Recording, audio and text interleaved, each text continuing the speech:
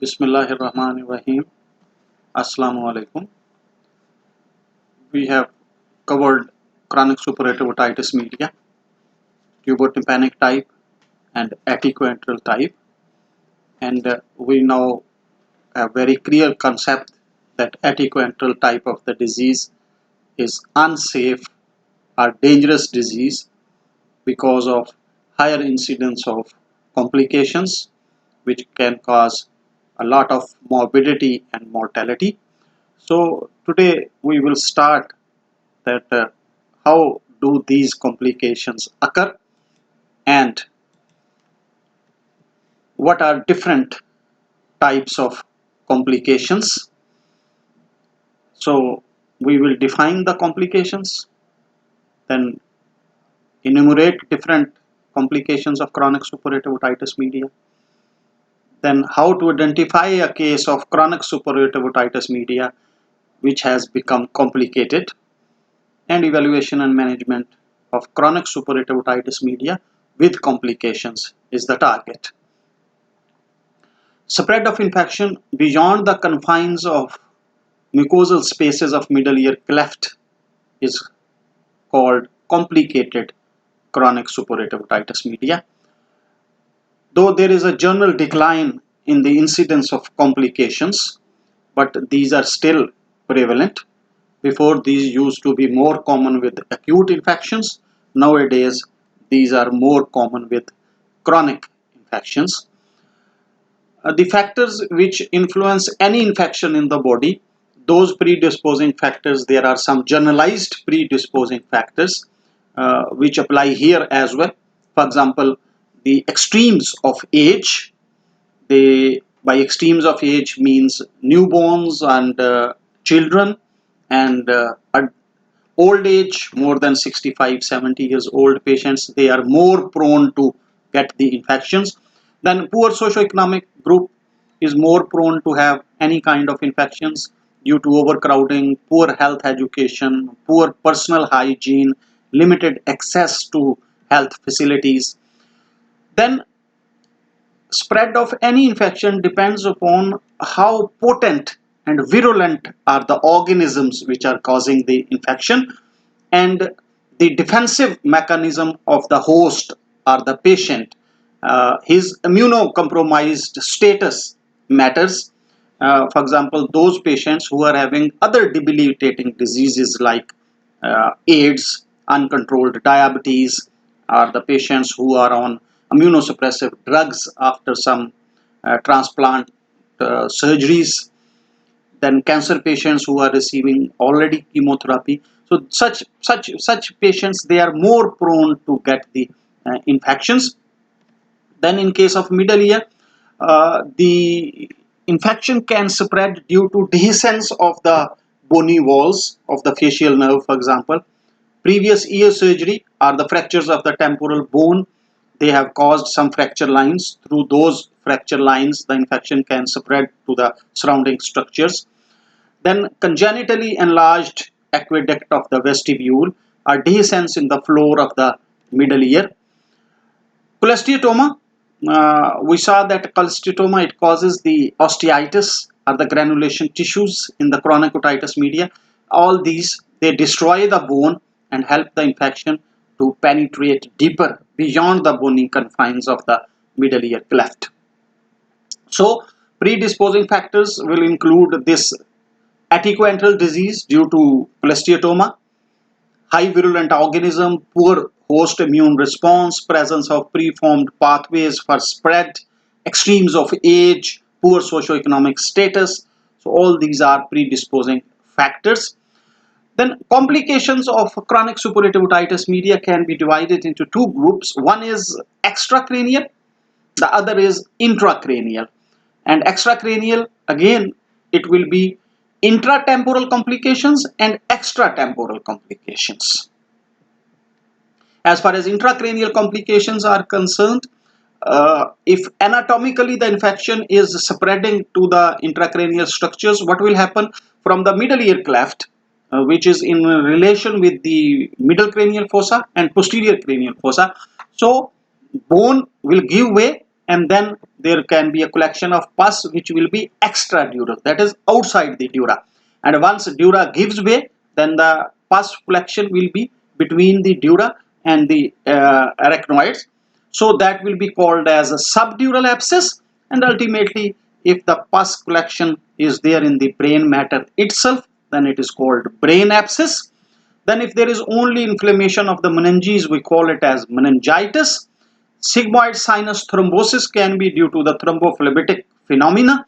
It can be involved, and then there can be an entity which is called as otitic hydrocephalus. In following discussions, we will discuss all these entities one by one. Extracranial, but still confined to the temporal bone. That's what we call as extracranial intratemporal complications. Can be mastoiditis, petrositis, when the cells at the petrous apex they become infected. If it goes medially, it can involve the inner ear, then we call it as labyrinthitis. And if the fallopian canal, which is harboring the facial nerve in the medial and posterior wall of the tympanic cavity, if that is eroded, so facial nerve is exposed and there can be facial nerve paralysis. If the infection spread beyond the temporal bone, then we call it as extracranial extratemporal complications, and these includes the subperiosteal abscess, once the bone has given way and now the pus is there just underneath the periosteum, and the most common is the mastoid abscess. Then there can be Bezold's abscess, when the pus tracks along the sternocleidomastoid muscle from the mastoid tip, then it is called as Bezold's abscess.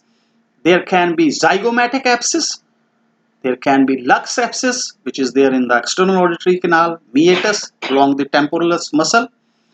And if the pus tracks along the posterior belly of digastric muscle, then it is also called as digastric abscess or Sitali's abscess. So these different abscesses, these are extracranial, extratemporal complications of chronic suppurative otitis media.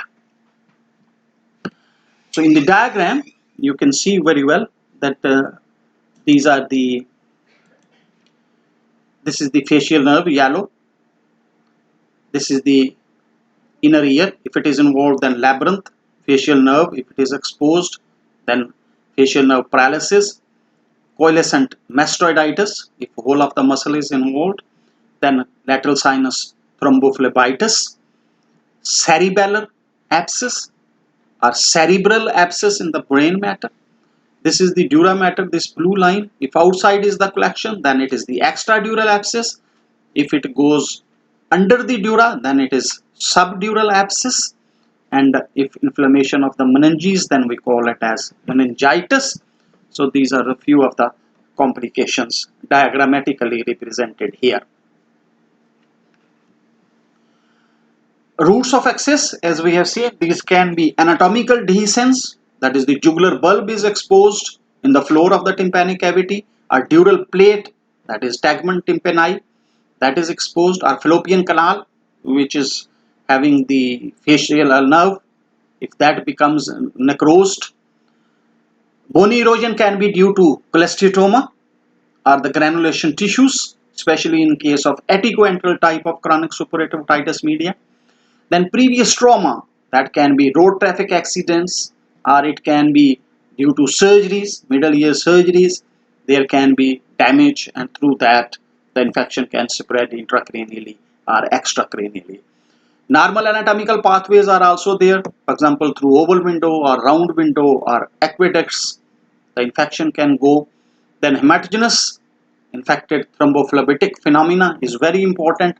Venous spread through the sinuses, emissary veins, and systematically it can involve, and there can be spread along the periarteriolar spread of Virchow-Robin. These are the seeding in the white matter of the brain directly. So these are different routes. Bone erosion is caused by hyperemic decalcification in case of acute suppurative otitis media, while in case of chronic suppurative otitis media it is osteitis. are erosion by the cholesteatoma itself or erosion by the granulation tissues.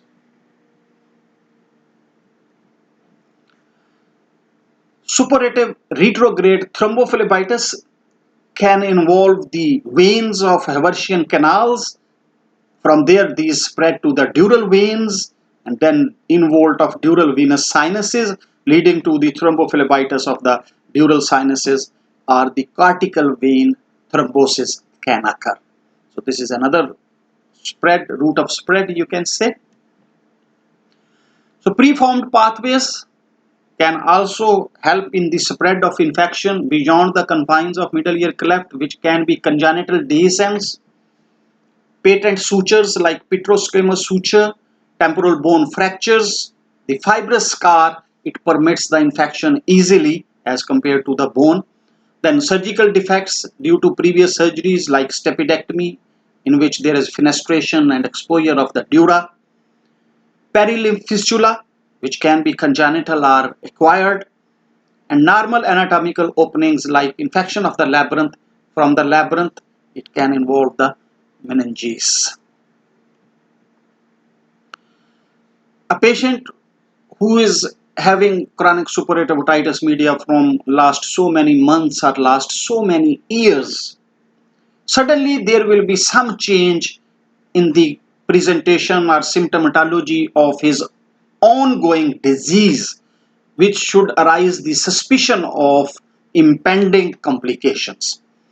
Like suddenly there is severe earache, or patient becomes feverish with severe headache and projectile vomiting, with neck stiffness, photophobia, irritability, or altered consciousness. The clinician should be suspicious of that some underlying complication has occurred. So this was generalized features of impending complications.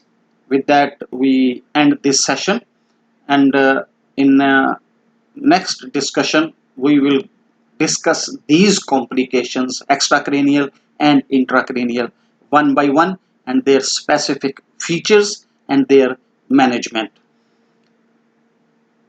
If you think it is beneficial for you, please subscribe the channel, and thanks for watching.